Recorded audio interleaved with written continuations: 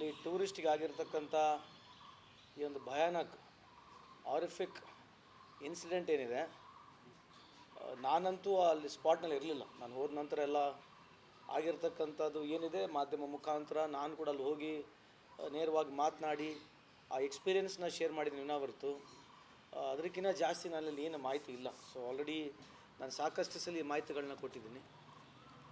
ಆದರೆ ನಾನು ಅವತ್ತು ರಿಸ್ಟ್ರೈನ್ ಮಾಡ್ಕೊಂಡೆ, ರಾಜಕೀಯವಾಗಿ ಮಾತಾಡ್ತಕ್ಕಂಥ ವಿಷಯ ಅಲ್ಲ ಅಂಥೇಳಿ. ಆದರೆ ಕೆಲವಾರು ಪ್ರಶ್ನೆಗಳು ನಮ್ಮನ್ನು ಕೂಡ ಕಾಡ್ತಾನೆ ಇದ್ದಾವೆ, ಜನರು ಕೇಳ್ತಾ ಇದ್ದಾರೆ. ಏನು ಈ ಇನ್ಸಿಡೆಂಟ್ ಆದ ತಕ್ಷಣವೇ ಈ ಥರ ಸಂದರ್ಭದಲ್ಲಿ ಭಾಳಷ್ಟು ಇನ್ಸಿಡೆಂಟ್ಸ್ಗಳಾಗಿದ್ದಾವೆ. ಕೇಂದ್ರ ಸರ್ಕಾರದ ಯಾವುದೇ ಒಬ್ಬ ಸಚಿವರು ಬಂದು ಇದ್ರ ಬಗ್ಗೆ ಉತ್ತರ ಕೊಡೋದಿಲ್ಲ. ನೀವು ಅಬ್ಸರ್ವ್ ಮಾಡಿರಿ, the narrations builds in the studio only. ಯಾವುದೇ ಅಂತ ಇನ್ಸಿಡೆಂಟ್ಸ್ಗಳು ಕಳೆದ 2014ರಿಂದ 2025 ಇಸ್ವಿಗೆ ಬಂದಿದ್ವಿ.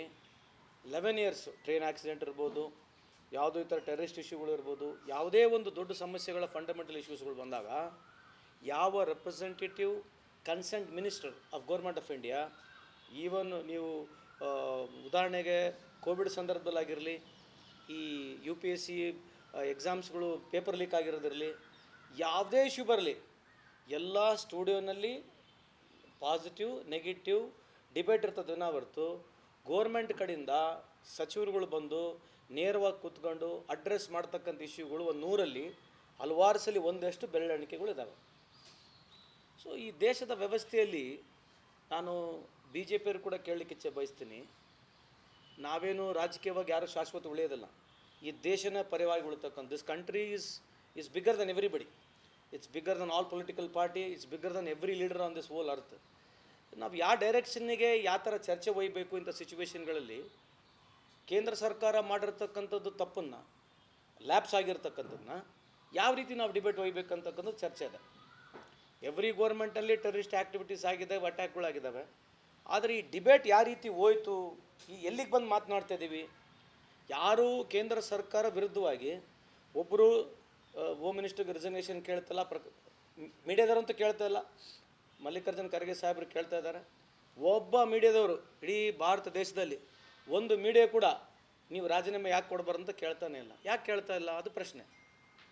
ಇದು ಡಿರೈವೇಷನ್ ಎಲ್ಲಿ ಬಂದಿರತಕ್ಕಂಥದ್ದು, ಒಂದು ಎಷ್ಟು ಜನ ಸಾವಿಗೀಡಾಗಿದ್ದಾರೆ, ಯಾರು ಮಾಡಿದ್ದಾರೆ, ಅದನ್ನೆಲ್ಲರೂ ಖಂಡನೆ ಮಾಡ್ತಾಯಿದ್ದಾರೆ. ಅಲ್ಲಿರ್ತಕ್ಕಂಥ ಕಾಶ್ಮೀಗರು ಮಾಡ್ತಾಯಿದ್ದಾರೆ, ಎಲ್ಲ ಇರ್ತಕ್ಕಂಥ 140 ಕೋಟಿ ಜನ ಖಂಡನೆ ಮಾಡ್ತಿದ್ದಾರೆ. ಇದೇನು ರಾಜಕೀಯ ಡೆವಲಪ್ಮೆಂಟ್ ಇದೆಯಲ್ಲ, ಇದು ಯಾರಿಗೆ ಅನುಕೂಲ ಯಾರಿಗೆ ಲಾಭ ಅಂತಕ್ಕಂಥದ್ದು ಒಂದು ಪ್ರಶ್ನೆ.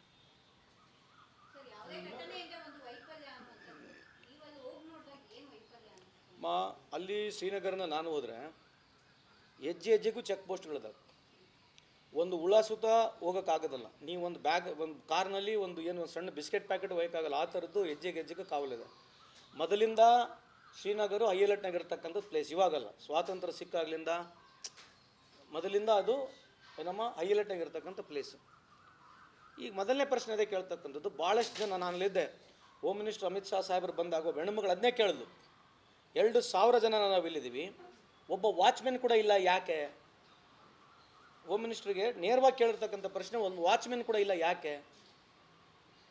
ಏನು ಶ್ರೀನಗರ್ನಲ್ಲಿರ್ತಕ್ಕಂಥದ್ದು ನನಗಿರ್ತಕ್ಕಂಥ ಮಾಹಿತಿ 7 ಲಕ್ಷಕ್ಕೂ ಹೆಚ್ಚು ಅಲ್ಲಿರ್ತಕ್ಕಂಥ ನಮ್ಮ ಮಿಲಿಟ್ರಿ ವ್ಯವಸ್ಥೆ ಇರ್ಬೋದು, ಪ್ಯಾರಾಮಿಲಿಟ್ರಿ ಇರ್ಬೋದು, BSF ಇರ್ಬೋದು, ಅಲ್ಲಿ ಸುಮಾರು 7 ಲಕ್ಷ ಜನ ಅಲ್ಲೇ ಇದ್ದಾರೆ. ಅಲ್ಲಿಂದಲ್ಲಿ 7-8 ಕಿಲೋಮೀಟ್ರ್ ಆಗ್ಬೋದು. ಒಬ್ಬ ಮಿಲಿಟ್ರಿ ಮನುಷ್ಯನೂ ಅಲ್ಲಿಲ್ಲ, ಒಬ್ಬ ಆರ್ಮಿ ಮನುಷ್ಯ ಇಲ್ಲ. ಏನು ರೀಸನ್ ಏನು? ಆಮೇಲೆ ಇದ್ರ ಬಗ್ಗೆ ಚರ್ಚೆ ಆಗಬೇಕು ನಾವು ಹೊರತು ಅದು ಇದನ್ನೇ ಒಂದು ದೊಡ್ಡ ಚರ್ಚೆ ಆಗಬಾರ್ದು. ಯಾವ ಚರ್ಚೆ ಅದ್ರ ಏನು, ವಾಟ್ ಇಸ್ ಇಟ್, ಏನು ಮಾತನಾಡಬೇಕೇನು? ಇವ್ರ ಅಧಿಕಾರದಲ್ಲಿದ್ದು ಇವ್ರ ಕಾಲದಲ್ಲಾಗಿ ಏನೇ ಆದ ತಕ್ಷಣ ಹಿಂದೂ ಮುಸ್ಲಿಂ, ಏನೇ ಆದ ತಕ್ಷಣ ಹಿಂದೂ ಮುಸ್ಲಿಂ ಆಯ್ತು ರೀ. ಪಾಕಿಸ್ತಾನ ಇರ್ಬೋದು ಅಥವಾ ಟೆರರಿಸ್ಟ್ಗಳು ಆ್ಯಕ್ಟಿವಿಟಿ ಮಾಡಿದ ತಕ್ಷಣ ಅದನ್ನು ಟೆರರಿಸ್ಟ್ ಆ್ಯಕ್ಟಿವಿಟಿ ಅಂತ ಕನ್ಸಿಡರ್ ಮಾಡ್ಕೊಂಡು ನಿಮ್ಮ ಲ್ಯಾಬ್ಸ್ಗಳನ್ನ ಮುಚ್ಕೊಳ್ಳಿಕ್ಕೆ ಇದನ್ನು ಹೇಳ್ಕೊಂತ ಕುಂದ್ರದ ಆಯ್ತು. ಮತ್ತು ನೀವೆಲ್ಲ ಮತ್ತು ಹಿಂದೂಗಳು ನೀವೇ ಮೋಸ ಮಾಡ್ದಂಗೆ ಆಯ್ತಲ್ಲ. ನಿಮ್ಮ ಅವಧಿಯಲ್ಲಿ ಹಿಂದೂಗಳು ಇಷ್ಟು ಜನ ತೀರೋಗಿದ್ದಾರೆ, ಇಷ್ಟು ಜನ ಮರಣ ಹೊಂದಿದ್ದಾರೆ, ಇದಕ್ಕೆ ರೆಸ್ಪಾನ್ಸಿಬಿಲಿಟಿ ಯಾರು ತೊಗೋಬೇಕು? ಅಂದರೆ ನೀವು ಒಪ್ಕೊಳ್ಳಿ, ನಿಮ್ಮ ಕಾಲದಲ್ಲಿ ವೈಫಲ್ಯತೆಯಿಂದ ಈ ಥರ ಆಗಿದೆ, ಅದು ಒಪ್ಕೊಳ್ಳೋದಿಲ್ಲ. ನೀವು ಕೆಲವು ಸ್ಟುಡಿಯೋಗಳಲ್ಲಿ ನಡೀತಕ್ಕಂಥ ಈ ಒಂದು ಸಂದರ್ಶನಗಳನ್ನ ನಾನು ನೋಡ್ತಾ ಇದ್ದರೆ ನಾನೇನು ಅಷ್ಟು ದಡ್ಡನೂ ಅಲ್ಲ, ಅಷ್ಟು ಅತಿ ದೊಡ್ಡ ಜಾಣನೂ ಅಲ್ಲ, ಬಟ್ ಇದು ಸರಿಯಲ್ಲ ಅಂತ ಹೇಳಿಕ್ಕೆ ಇಚ್ಛೆ ಬಯಸ್ತೀನಿ ನಾನು.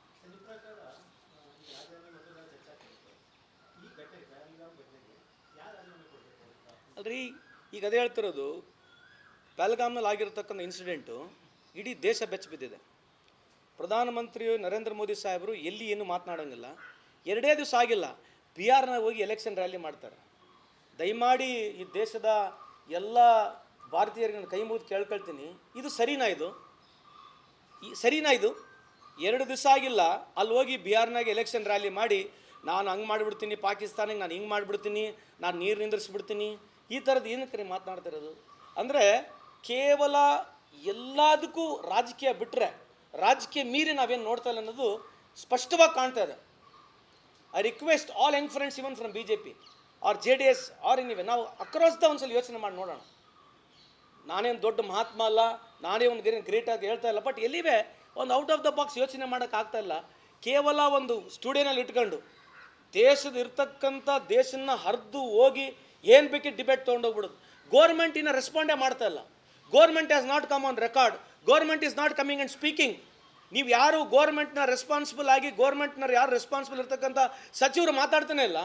TV ನಲ್ಲಿ ಹಿಡ್ಕೊಂಡು ಡಿಬೇಟ್ ಮಾಡಿದ್ದು. Is it really right? Is this way we want to run this country? Please do it then. If that is the case, please go ahead. ಯಾವುದೇ ಒಂದು ಸಂದರ್ಭದಲ್ಲಿ ಸರ್ಕಾರ ಬರೋದೇ ಇಲ್ಲ, ಸರ್ಕಾರದ ಮುಂಚೆನೇ ಕುತ್ಕೊಂಡ್ಬಿಡೋದು, ತೀರ್ಮಾನ ಆಗ್ಬಿಡೋದು, ಸರಿಯೋ ತಪ್ಪು ಎಲ್ಲಿವರೆಗೆ ಮಾಡಬೇಕು ಇದನ್ನು? And this is not a small thing. It's not a small thing.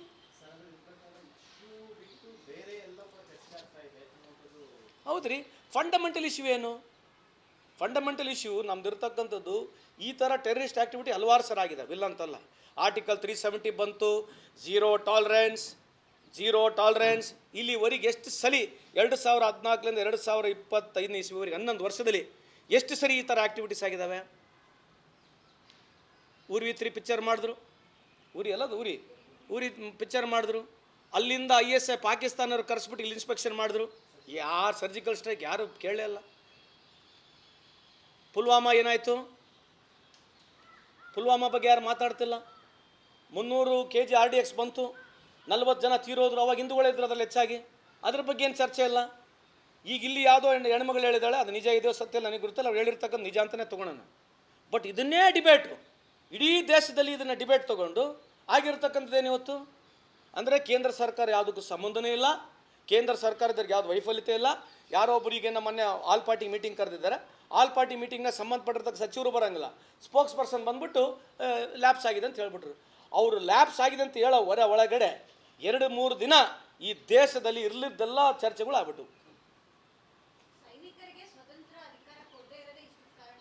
ಅಲ್ಲಮ್ಮ, ನಾನು ಭಾಳ ಡೀಪ್ ಅಲ್ಲ, ನಾನು ಇದ್ರ ಬಗ್ಗೆ ಭಾಳ ಡೀಪಾಗಿ ಚರ್ಚೆ ಮಾಡೋಕ್ಕೆ ಹೋಗೋದಿಲ್ಲ ಇದರಲ್ಲಿ. ಯಾಕಂದರೆ ಅಡ್ಮಿನಿಸ್ಟ್ರೇಷನ್ ಬಗ್ಗೆ ಅದ್ರ ಸಂಬಂಧ ನಮಗೆ ನಾಲೆಜ್ ಇರೋದಿಲ್ಲ, ಅದ್ರ ಬಗ್ಗೆ ಮಾತನಾಡ್ತಕ್ಕಂಥದ್ದು ರಾಜಕೀಯವಾಗಿ. But my fundamental point is, what is BJP ಮೆರವಣಿಗೆ ಮಾಡ್ತಿದ್ದಾರೆ?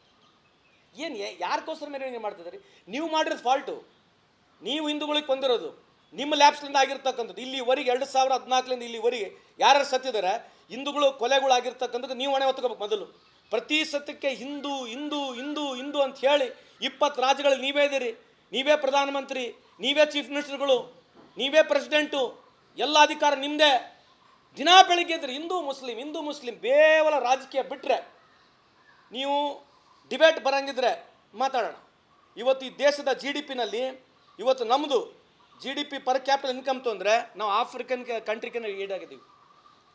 ಆಫ್ರಿಕನ್ ಕಂಟ್ರಿನಲ್ಲಿರ್ತಕ್ಕಂಥ ಪರ್ ಕ್ಯಾಪಿಟಲ್ ಇನ್ಕಮ್ ಏನು $1600 ಇದೆ, ಅದಕ್ಕಿಂತ ಕಮ್ಮಿ ಇದ್ದೀವಿ ನಾವು ಇವತ್ತು. ಯಾಕೆ ಹೇಳ್ತೇನೆ ವಿಚಾರಕವಾಗಿ ಮಾತಂತಂದರೆ, 5 ಅಥವಾ 10% ಪೀಪಲ್ GDP ಉದ್ದಿಮೆದಾರರು ನೀವು ತೆಗೆದುಬಿಟ್ರೆ, ಯಾರು ಅಂಬಾನಿ, ಅದಾನಿ, ಟಾಟಾ, ಬಿರ್ಲಾ ಇಂಥ ದೊಡ್ಡ ದೊಡ್ಡ ಕಂಪ್ನಿಗಳು 5 ಜನದ್ದು ನೀವು GDPಯನ್ನು ತೆಗೆದುಬಿಟ್ರೆ, ನಮ್ಮ average GDP per person per capita ಇರ್ತಕ್ಕಂಥದ್ದು ಆಫ್ರಿಕನ್ ಕಂಟ್ರಿಗಿಂತ ಕಮ್ಮಿ ಇದ್ದೀವಿ. ಯಾರು ಚರ್ಚೆ ಮಾಡ್ಬೇಕು? ಏನು ಚರ್ಚೆ ಮಾಡ್ಬೇಕ್ರಿ? ಏನು ಚರ್ಚೆ ಆಗಬೇಕು? ಬರೀ ಇದನ್ನೇ 11 ವರ್ಷ ಆಯಿತು. Hindu Muslim only point is proving about speaking about against Muslim ಬಿಟ್ರೆ ಬೇರೆ ಇನ್ನಿಲ್ಲ. ಏನು ಚರ್ಚೆ ಏನು ಮಾಡ್ಬೇಕು ಹೇಳ್ರಿ ನಾವು?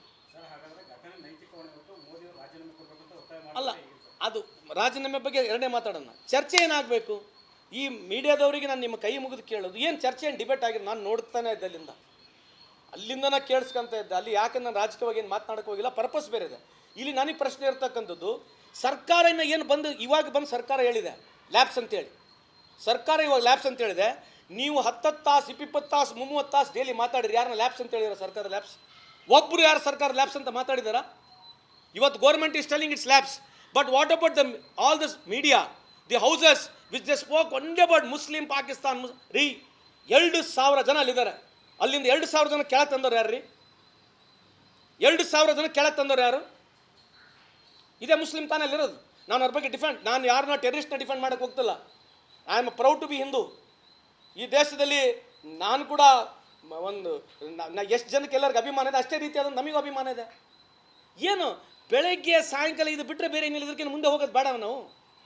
ಏನು BJP ಅವರಿಗೆ ಇದು ಒಂದೇ ಸ್ಟೇಟ್ಮೆಂಟ್, ಇನ್ನೇನೇನಿಲ್ಲ. ಪರ್ಫಾರ್ಮೆನ್ಸ್ ಸ್ಟೇಟ್ಮೆಂಟ್ ಬೇಡ, ರಿಪೋರ್ಟ್ ಕಾರ್ಡ್ ಬೇಡ, ಇವರೇ ಆರ್ಟಿಕಲ್ 370 ಮಾಡಿದ್ವಿ, ಎಲ್ಲ ನಮ್ಮ ಕೈಲೇ ಕಂಟ್ರೋಲ್ ಐತೆ, ಎಲ್ಲ ಮುಗಿದು ಬಿಟ್ಟಿದೆ ಅಂತ ಹೇಳಿದ್ರು. ಆಯಿತು, ಅದಕ್ಕೆ ನಾವು ರಾಜಕೀಯವಾಗಿ ಟೀಕೆ ಮಾಡೋದು ಬೇಡ. ಬಟ್ ಯಾವ ರೀತಿ ನೀವು ಒಯ್ತಾ ಇದ್ದೀರಿ ಇದನ್ನು ಡಿಬೇಟ್ನ? ಯಾವ ರೀತಿ ಡಿಬೇಟ್ ಒಯ್ತಾ ಇದ್ದೀರಿ?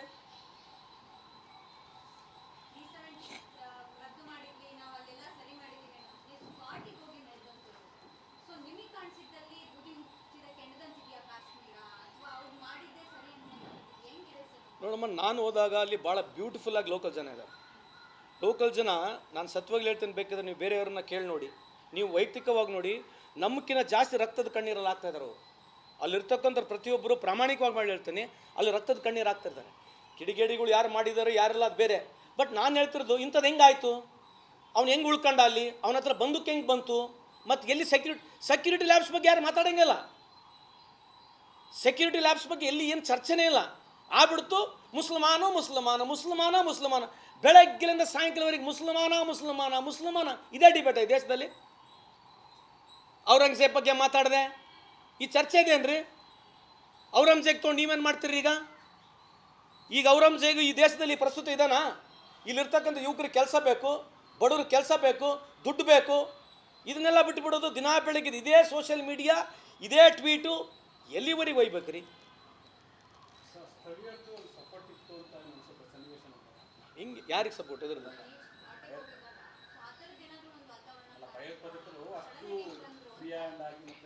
ಅಲ್ಲಮ್ಮ, ಈಗ ನಾನು ಹೋಗಿದ್ದೆ ಲೇಟ್ ಹೋಗಿದ್ದೇನೆ, ಆಗಿರ್ತಕ್ಕಂಥ ಇನ್ಸಿಡೆಂಟ್ ಸಾಯಂಕಾಲ, ನಾನು ನೆಕ್ಸ್ಟ್ ಡೇ ಬೆಳಗ್ಗೆ ಹೋಗಿದ್ದೇನೆ. ಬಟ್ ಅಲ್ಲಿರ್ತಕ್ಕಂಥ ಒಂದು 12 ತಾಸು ನಾನಿದ್ದಾಗ ಪ್ರತಿಯೊಬ್ಬರಿಗೆ ಮಾತಾಡ್ದಿರತಕ್ಕಂಥದ್ದಲ್ಲಿ ಅಲ್ಲಿ ಇಲ್ಲಿವರೆಗೆ ಯಾವತ್ತೂ ಈ ರೀತಿ ಆಗಿರ್ತಕ್ಕಂಥದ್ದೇ ಇಲ್ಲ. There is no ever story it has happen like this. ಯಾವಾಗೋ ಒಂದ್ಸಲಿ ಭಾಳ ವರ್ಷದಿಂದಗಡೆ ಒಂದು ಸಣ್ಣದೆಲ್ಲೋ ಅಲ್ಲಿ ಈ ಥರ ಅಟ್ಯಾಕ್ ಆಗೋದು ಬಿಟ್ಟರೆ ಈ ಥರ ಆಗಿರ್ತಕ್ಕಂಥದ್ದು ಎಲ್ಲಿ ಇಲ್ಲ. ಅದಕ್ಕೆ ಯಾರು ಮಾಡಿದ್ದಾರೆ ಯಾರೆಲ್ಲ, ಎಲ್ಲ ಪೊಲಿಟಿಕಲ್ ಪಾರ್ಟಿಗಳು ಅಧಿಕಾರ ಕೊಡ್ತಾ ಇದೀವಿ ಮಾಡಲಿ. ಬಟ್ ಎಲ್ಲಿನೂ ಲ್ಯಾಬ್ಸ್ ಬಗ್ಗೆ ಮಾತಾಡೋಂಗಿಲ್ಲ. ಪ್ರಧಾನಮಂತ್ರಿ ನರೇಂದ್ರ ಮೋದಿ ಅವರು ಏನು ಭಾಳ ನೋವು ನನಗೆ ಮಾತನಾಡಿ ಅಲ್ಲಿ ಹೋಗಿ ನಕ್ಕಂತ ಭಾಷಣ ಮಾಡ್ತಿದ್ದಾರೆ, ಪೊಲಿಟಿಕಲ್ ಭಾಷಣ. ಯಾಕೆ ನೀವು ಜಮ್ಮು ಕಾಶ್ಮೀರ ಹೋಗಬಾರ್ದು? ಯಾಕೆ ನರೇಂದ್ರ ಮೋದಿ ಅವರು ಜಮ್ಮು ಕಾಶ್ಮೀರ ಹೋಗಲಿಲ್ಲ? ಯಾಕೆ ಒಬ್ಬ ಮಿನಿಸ್ಟ್ರುಗಳು ಅಲ್ಲಿ ಹೋಗಲಿಲ್ಲ? ಬರೋದು ಬರೇ ಮುಸ್ಲಿಂ ವಿರುದ್ಧ ಮಾತನಾಡೋದು, ಎಲ್ಲಿವರೆಗೆ ಮಾತನಾಡ್ತೀರಿ? ದಯಮಾಡಿ ಕೈ ಮುಗಿತೀವಿ BJP ನಾಯಕರಿಗೆ. ಈ ದೇಶ ಎಲ್ಲರದಿದೆ. ನಿಮಗೇನೋ ರಾಜಕೀಯ ಲಾಭಕ್ಕಾಗಿ ಹಿಂದೂಗಳ ಬಗ್ಗೆ ಮಾತಾಡಿ ಮಾತಾಡಿ ಮಾತಾಡಿ ಈ ದೇಶ ಎಲ್ಲಿಗೆ ಹೋಗಿದೆ ಅಂತ ಸ್ವಲ್ಪ ಯೋಚನೆ ಮಾಡಿ ನೋಡ್ರಿ. ಕೇವಲ ಮುಸ್ಲಿಮ್ಸ್ ವಿರುದ್ಧ ಮಾತಾಡೋದು ಬಿಟ್ಟರೆ ಬೇರೆ ಏನು ಪಾಯಿಂಟ್ ಆಫ್ ಅಜೆಂಡನೇ ಇಲ್ಲ ಇದರಲ್ಲಿ. ಅದರದಷ್ಟೇ ಪುಲ್ವಾಮಾ ಬಗ್ಗೆ ಮಾತನಾಡ್ತಾರೆ BJP ಇರೋದು. ಒಂದು ಉದಾಹರಣೆ ಕೊಡ್ತೀನಿ. ಈಗ CRPF ಮೂವ್ಮೆಂಟ್ ಆಗಬೇಕಂದ್ರಮ್ಮ ಭಾಳ ಟೈಟ್ ಸೆಕ್ಯೂರಿಟಿ ಇರ್ತದೆ. CRPF ಮೂವ್ಮೆಂಟ್ ಆಗಬೇಕಂತಂದರೆ, ಪ್ಯಾರಾಮಿಲಿಟರಿ ಮೂವ್ಮೆಂಟ್ ಆಗಬೇಕಾಗಿತ್ತಂದರೆ ಭಾಳ ಡಿಫಿಕಲ್ಟ್ ಸಿಚುವೇಶನ್ನು. ಆ ಮಾರುತಿ ಕಾರು, ಆ ವ್ಯಾನು, ಅದು ಹೋಗಿ ಆ ಬಸ್ಸಿಗೆ ಡಿಕ್ಕಿ ಹೊಡಿತೈತೆ. ಹೆಂಗೆ ಹೋಯ್ತದು? ಅದು 300 kg ಆರ್ಡಿಕ್ಸ್ ಅಲ್ಲಿ ಹೋಯ್ತೈತೆ. ಅದೇ ಟೈಮಿಗೆ ಬಸ್ ಬರುತ್ತಂತ ಇವ್ರಿಗೆ ಹೆಂಗೆ ಗೊತ್ತಾಯಿತು? FIR ಆಯಿತು. ಅದಾದಮೇಲೆ ಅಟ್ಯಾಕ್ ಮಾಡಿದ್ರು, ಇವರೇ ಹೋಗಿ ಎಲ್ಲ ಹೊಡೆದು ಬಂದಂಗೆ ಆಯಿತು. ಇಲ್ಲಿವರೆಗೆ ಯಾರು ಒಬ್ಬರನ್ನ ಹಿಡಿದಿದ್ದಾರಾ? ಒಬ್ಬರನ್ನ ಇಲ್ಲಿವರೆಗೆ ಹಿಡಿದಿದ್ದಾರಾ? ಪುಲ್ವಾಮಾ ಅಟ್ಯಾಕ್ ಆದಮೇಲೆ ಎಲೆಕ್ಷನ್ ಮುಗೀತು. 2019 ಇಸ್ವಿ ಎಲೆಕ್ಷನ್ ಮುಗೀತು. ಈಗ ಮತ್ತೆ BR ಎಲೆಕ್ಷನ್ ಬಂತು. ಅವೆಲ್ಲ ಟ್ರೆಂಡ್ ರೀ. ಇಫ್ ಯು ವಾಂಟ್ ಟು ಬರೀ ಮತ್ತು ಇನ್ಮೇಲೆ ಸುಮ್ಮನೆ ಯಾಕೆ ಬೇಕು ನಮ್ಮನ್ನು ಪ್ರಶ್ನೆ ಕೇಳೋದು ಬೇಡ. ಏನು ಸ್ಟೂಡೆಂಟಾಗಿ ಸೆಟ್ ಮಾಡ್ತಾರೆ ಅದೇ ಫೈನಲ್ ಆಗಿಬಿಡಲಿ. ಇನ್ಮೇಲೆ ಈ ದೇಶದಾಗ ಯಾವುದು ಚರ್ಚೆನೇ ಬೇಡ. ಸ್ಟೂಡೆಂಟಾಗಿ ಏನು ಹೇಳ್ತಾರೆ ಅದೇ ಫೈನಲ್, ಅದೇ ಕ್ಲೋಸ್. ಎಲ್ಲಿವರೆಗೆ ಮಾಡ್ತಾರೆ ರೀ?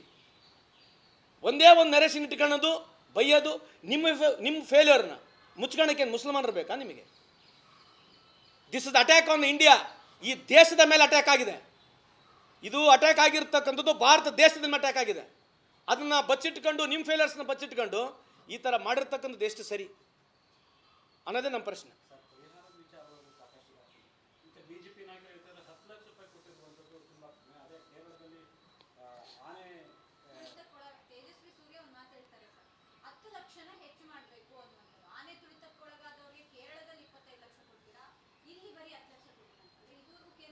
ಅಲ್ಲಮ್ಮ, ನಾನು ಹೇಳ್ತಿರೋದು ತೇಜಸ್ವಿ ಸೂರ್ಯ ಅವರು ಯಂಗ್ಸ್ಟರ್ ಇದ್ದಾರೆ, ಐ ಲುಕ್ ಅಪ್ ಆನ್.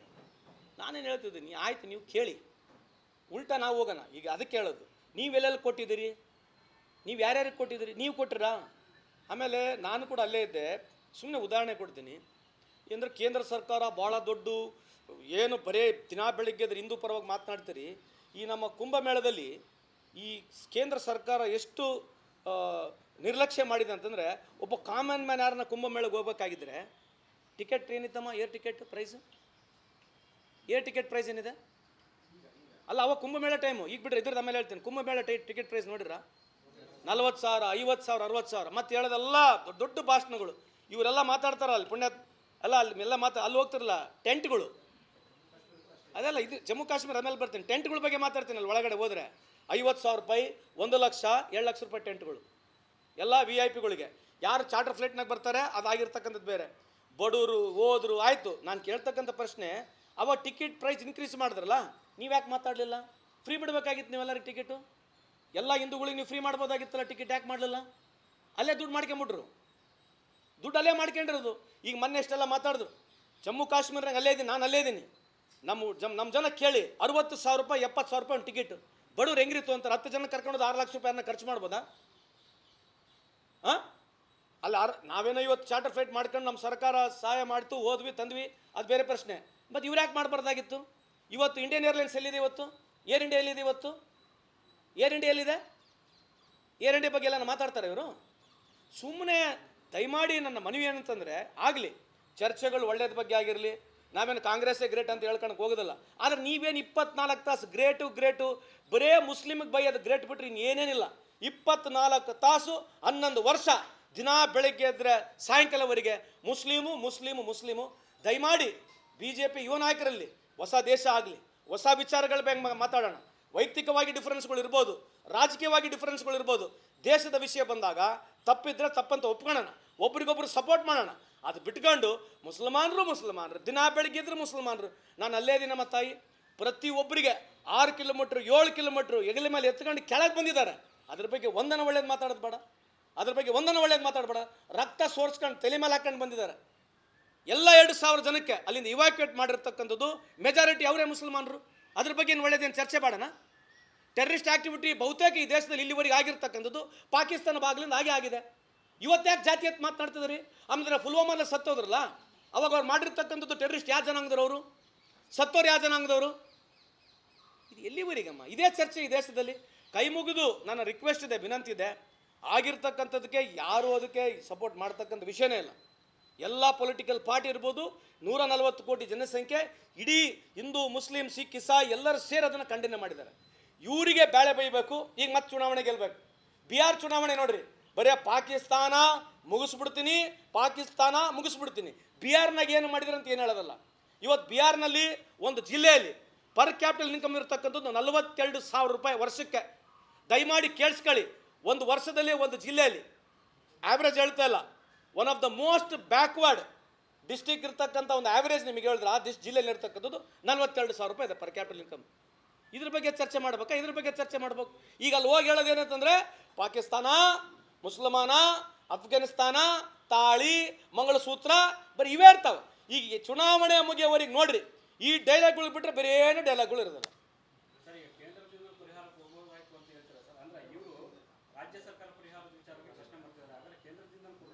ಯಾಕೆ ಕೊಡಬಾರ್ದ್ರಿ? ಕೇಂದ್ರದಿಂದ ಯಾಕೆ ಕೊಡಬಾರ್ದು? ವಾಲಂಟಿಯರ್ ಕೂಡ ಕೊಡಲಿ ಅಲ್ಲ, BCCIಲಿಂದ ಕೊಡಲಿ. ಭಾಳ ದುಡ್ಡು ಐತೆ, ಎಲ್ಲಿ ಬೇಕಾದಲ್ಲಿ ದುಡ್ಡು ಕೊಡೋಕ್ಕೇನೈತ್ರಿ? ಯಾರು ಎಲ್ಲಿ ಬೇಕಾದಲ್ಲಿ ಕೊಡ್ಬೇಕು. ಕೇವಲ ಜಾಸ್ತಿ ಕೊಡ್ರಿ ಅಂತ ಕೇಳೋಕ್ಕೆ ಎಲ್ಲರಿಗೆ ಧರ್ಮ ಇದೆ, ಕೇಳಿ. ಅದಕ್ಕೆ ಟೀಕೆ ಮಾಡ್ತಕ್ಕಂಥದ್ದೇನು ಅವಶ್ಯಕತೆನೇ ಇಲ್ಲ ಅಲ್ವಾ? ಟೀಕೆ ಮಾಡ್ತಕ್ಕಂಥ ಅವಶ್ಯಕತೆ ಇದೆ. ನೀವು ಅನ್ನಂಗಿದ್ರೆ ಕೇಂದ್ರ ಸರ್ಕಾರದಿಂದ 50 ಲಕ್ಷ ಕೊಡಿಸ್ರಿ, 1 ಕೋಟಿ ಕೊಡಿಸ್ರಿ.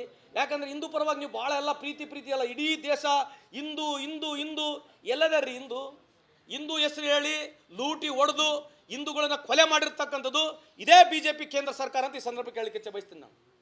ನಾನಿವತ್ತು ಒತ್ತಾಯ ಮಾಡ್ತಕ್ಕಂಥದ್ದು, ಕೇಂದ್ರ ಸರ್ಕಾರದ ವೈಫಲ್ಯತೆ ಏನಿದೆ, ಕಳೆದ 11 ವರ್ಷದಲ್ಲಿ ಎಷ್ಟು ಈ ರೀತಿ ಟೆರರಿಸ್ಟ್ ಆಕ್ಟಿವಿಟಿಗಳಾಗಿವೆ, ಇದ್ರ ಬಗ್ಗೆ ಬಹಿರಂಗವಾಗಿ ಚರ್ಚೆ ಆಗಬೇಕು. ಎಷ್ಟು ಜನ ಜೀವ ಕಳ್ಕೊಂಡಿದ್ದಾರೆ, ಇದ್ರ ಬಗ್ಗೆ ಚರ್ಚೆ ಆಗಬೇಕು. ಅದಕ್ಕಾಗಿ ನಾನು ಒತ್ತಡ ಅಂತಕ್ಕಂಥದ್ದು, ಮೋದಿಯವರು ರಾಜೀನಾಮೆ ಕೊಡಬೇಕು. ಅದೇ BJP ಪಾರ್ಟಿಯಲ್ಲಿ ಬೇರೆಗೆ ಅವಕಾಶ ಮಾಡಿಕೊಡಿ. 11 ವರ್ಷದಲ್ಲಿ BJP ಸರ್ಕಾರ ಮೋದಿ ಸಾಹೇಬರು ಮಾಡಿರ್ತಕ್ಕಂಥ ಈ ದೇಶಕ್ಕೆ ಕಾಂಟ್ರಿಬ್ಯೂಷನ್ 0 ಆಗಿದೆ ಅಂತ ಈ ಸಂದರ್ಭಕ್ಕೆ ಹೇಳಿಕೆ ಬಯಸ್ತೀನಿ.